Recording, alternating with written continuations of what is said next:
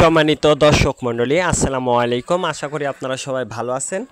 তো আপনারা যারা দেশি মুরগির খামার করতে চাচ্ছেন, আমি তাদেরকে বলবো অবশ্যই আপনারা 4টা বিষয় জেনে তারপরে আপনারা দেশি মুরগির খামার করবেন।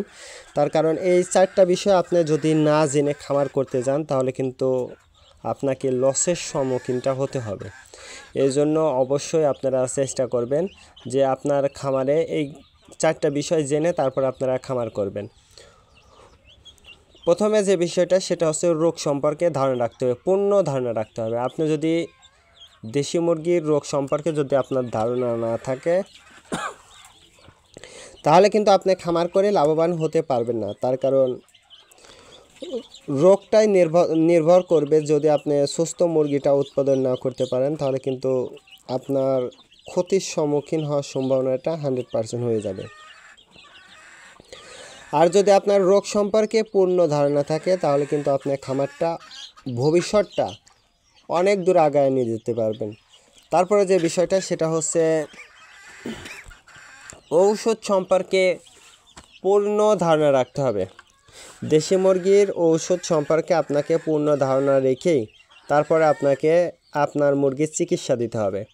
তার কারণ আপনি ইউটিউব বা ফেসবুক যেটাই দেখে আপনি চিকিৎসা করতে যান না কেন সেটা কিন্তু আপনি ফল পাবেন না। তার কারণ এটা কিন্তু বিভিন্ন ইউটিউবার বা বিভিন্ন ব্যক্তি কিন্তু বিভিন্ন রকম পরামর্শ দেবে। আর আপনি যদি নিজে থেকে যদি প্রশিক্ষণপ্রাপ্ত একজন ব্যক্তি হন তাহলে কিন্তু আপনার কারোর প্রয়োজন হবে না। কোন ওষুধটা কখন দিতে হবে অবশ্যই আপনারা সেটা বুঝে যেতে পারবেন এবং আপনি সময় মতো কিন্তু সেই ওষুধটা কিন্তু আপনারা প্রয়োগ করতে পারবেন। আর যদি আপনি রোগ সম্পর্কে বা ওষুধ সম্পর্কে ধারণা না থাকে তাহলে কিন্তু আপনাকে অন্যের উপর নির্ভর করতে হবে। আর অন্যের উপর নির্ভর করতে গেলে আপনার খামারটা নাজেহাল অবস্থা হয়ে যাবে, অর্থাৎ আপনার খামারের পরিস্থিতিটা খুবই খারাপ হয়ে যাবে। তারপরে যে বিষয়টা সেটা হচ্ছে বিক্রি।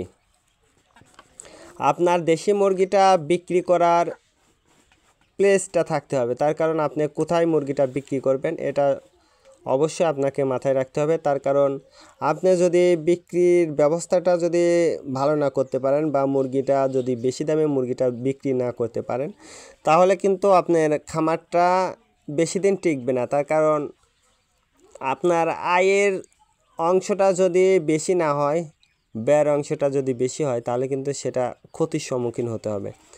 এই জন্য আপনাকে বিক্রয়ের একটা কেন্দ্র খুঁজতে হবে। তার কারণ আপনি খুচরা লেভেলে যদি মুরগিটা বিক্রি করতে পারেন তাহলে ইনশাল্লাহ আপনি 500 টাকার নিচেই কিন্তু আপনি কোথাও মুরগিটা বিক্রি করতে পারবেন না যদি আপনি ভালো মানের একটা বিক্রি স্থান যদি পান। তারপরে যে বিষয়টা সেটা হচ্ছে জাত নির্বাচন করতে হবে। দেশি মুরগি শুধু দেশি মুরগির মতো দেখা গেলেই কিন্তু সেটা দেশি মুরগি হয় না। তার কারণে সোনালী মুরগি বা পাকিস্তানি মুরগি ওইগুলোর কিন্তু করস হচ্ছে এখন। করসের উপর যদি আপনি করস মুরগিটা নিয়ে এসে যদি আপনি দেশি মুরগি হিসাবে লালন পালন করেন তাহলে কিন্তু যখন আপনি মুরগিটা বিক্রি করতে যাবেন তখন কিন্তু এই 500 টাকার কেজি কিন্তু আপনাকে দেবে না, হয় সর্বোচ্চ 250 টাকা কেজি। তাহলে কিন্তু আপনি 250 টাকা কেজি যদি আপনি দেশি মুরগিটা বিক্রি করতে হয় তাহলে কিন্তু আপনার খামারটা বেশি দূর আগায় যাবে না। এই জন্য আপনারা চেষ্টা করতে হবে যে অরিজিনাল দেশি মুরগিটা আপনাকে লালন পালন করতে হবে।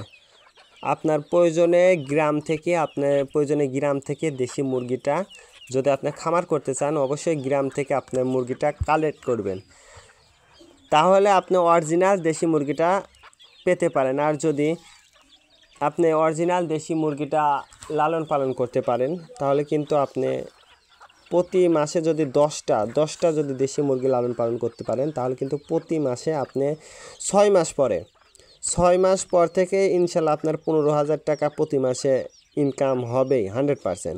তার কারণ আপনি ডিম বিক্রি করতে পারবেন, মাংসের মুরগিটা বিক্রি করতে পারবেন এবং বাচ্চাটাও কিন্তু আপনি বিক্রি করতে পারবেন।